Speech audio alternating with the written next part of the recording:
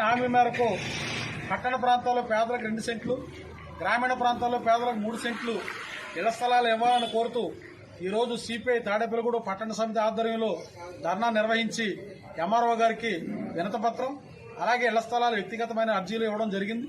ఇలా రాష్ట్ర ప్రభుత్వం గత 3 నెలలుగా సిపిఐ చేస్తున్నటువంటి పోరాటం దాదాపుగా రాష్ట్ర వ్యాప్తంగా 22 లక్షల మంది వీళ్ళ ఇళ్ల స్థలాల అర్జీదారులు తమ దరఖాస్తులు రెవెన్యూ అధికారులకు సమర్పించడం జరిగింది. వీళ్ళ రాష్ట్ర అసెంబ్లీలో కూడా దీనిపైన చర్చ జరిగిన సందర్భంలో పేదవాళ్లు లక్షలాది మంది ఇళ్ల స్థలాల కోసం ఎదురు చూస్తూ ఉన్నారు. వాళ్ళకి ఇళ్ల స్థలాలు ఎవరైతే అర్జీలు పెట్టుకున్నారో వాటిని అన్నింటినీ విచారణ జరిపించి ఇళ్ల స్థలాలు ఇస్తామని చెప్పి ప్రకటన చేశారు.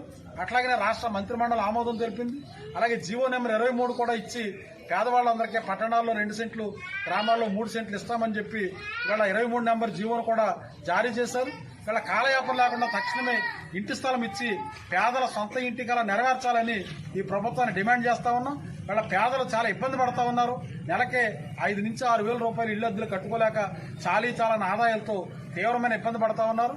అంచేత వెంటనే పేదలకు ఇంటి స్థలం ఇచ్చి ఇంటి నిర్మాణానికి 5 లక్షల రూపాయలు ఇచ్చి పేదల సొంత ఇంటి కల నెరవేర్చాలని ఈ ప్రభుత్వాన్ని డిమాండ్ చేస్తాం.